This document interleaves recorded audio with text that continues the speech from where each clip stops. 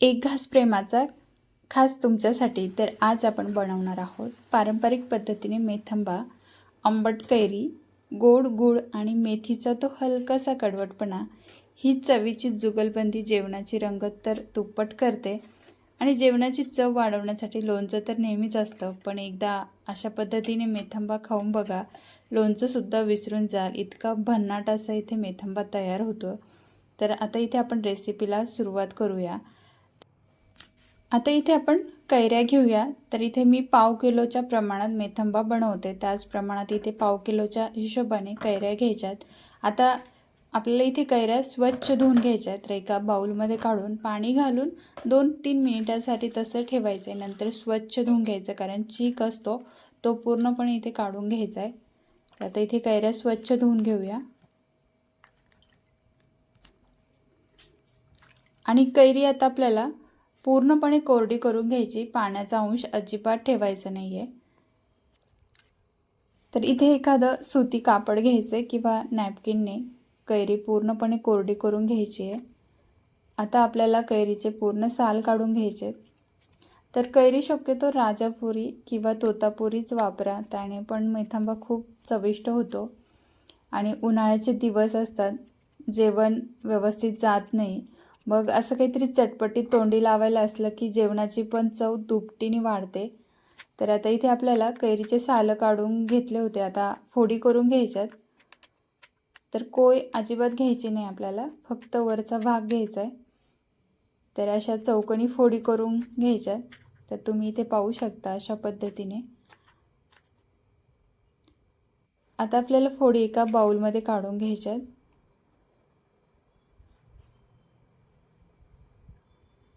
आता इथे मी पाव किलोचं प्रमाण घेतले, तुम्ही कमी जास्त सुद्धा करू शकता. आता आपण मसाले बघूया.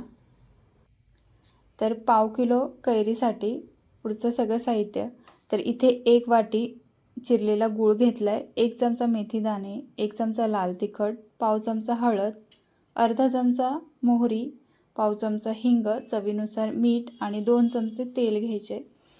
आता कढईमध्ये आपल्याला 2 चमचे तेल घालायचे आणि तेल चांगलं तापलं की मोहरी घालायची. मोहरी तडतडली की हिंग घालायचे, नंतर हळद पावडर घालायची आणि मेथी दाणे घालायचे.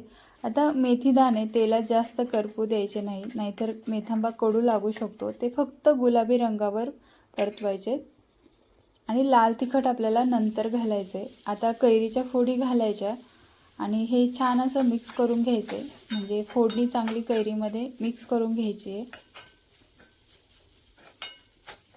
आता मेथंबाला सुरेख लाल रंग येण्यासाठी बेडगी किंवा काश्मीरी मिरची पावडर वापरायची, यामुळे रंगसुद्धा सुरेख येतो आणि तिखटसुद्धा बेताचं होतं. आता आपल्याला लाल तिखट घालायचं आहे, कारण फोडणीत जर लाल तिखट घातलं तर जळू शकतं, त्यामुळं वरतून आपल्याला घालायचं आहे. आता इथे आपल्याला कढईवर झाकण ठेवायचं आहे. लक्षात असू द्या, लगेच आपल्याला पाणी किंवा गूळ वापरायचं नाही. झाकण ठेवायचे 5 मिनिटांसाठी, असं खोलगट ताट ठेवायचं, त्यावर अर्धा ग्लास पाणी घालायचे आणि वाफेवर कैऱ्या मऊ शिजून द्यायच्या. तर 5 मिनिटांनी बघा, एकदा हलवून घ्यायचे आणि आता इथे बघूया कैरी थोडीशी मऊ शिजली आहे. आता इथे आपल्याला अर्धा ग्लास पाणी घालायचं आहे किंवा अर्ध्या ग्लासापेक्षाही थोडं पाणी घालायचं आहे. आता इथे आपल्याला गूळ घालायचं आहे आणि हे चांगलं मिक्स करून घ्यायचं आहे. तर कैरी पूर्णपणे मऊ शिजल्यानंतरच गूळ घालायचं आहे. जर तुम्ही कच्ची कैरी असताना जर गूळ घातला तर कैरी कडक होते आणि व्यवस्थित मऊ होत नाही मेथंबा. आता थोडंसं मीठ घालायचं आहे आणि मिक्स करायचं आहे. आणि कैरी शिजवताना पाण्याचा वापर अगदीच कमी करायचा आहे, कारण जास्त पाण्यामुळे मेथंबासुद्धा लवकर खराब होऊ शकतो. नंतर आपल्याला साखर घालायची आहे. कैरी किती आंबट आहे त्यानुसार आपल्याला इथे गूळ जरी घातला तरी 1 चमचा साखर घातल्याने चव थोडी बॅलन्स होते, त्याच्यामुळे आपल्याला साखर घालायची आहे. तर आता हे छान असं शिजून घ्यायचं आहे पुन्हा गुळामध्ये.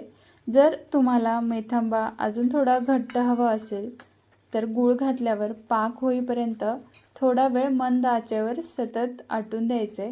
जे थंड झाल्यावर तो आपोआप थोडा जास्त दाट होतो, म्हणजे अगदी जामसारखा होतो. तर अजूनही ते आपण थोडा घट्ट करूया.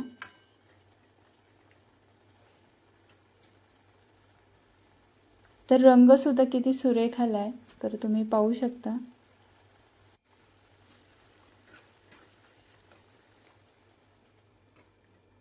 आता आपण इथे गॅस बंद करूया आणि थंड झाला की बघूया. अगदी जामसारखा होतो. तर 15 ते 20 मिनिटांसाठी थंड करून घेऊया. तर तुम्ही बघू शकता इथे अशा पद्धतीने इथे आता मेथांबा तयार झाला आहे. तर हा मेथांबा तुम्ही काचेच्या बरणीमध्ये सुद्धा भरून ठेवू शकता. तर असा हा झटपट आणि चटकदार मेथांबा नक्कीच ट्राय करा. तुम्ही मेथांबा कसा बनवता नक्की सांगा आणि व्हिडिओ आवडला असेल तर लाईक आणि शेअर करायला विसरू नका. तर पुन्हा भेटूया अशाच एका नवीन रेसिपीसोबत. तोपर्यंत मस्त राहा, मस्त खा. Bye bye.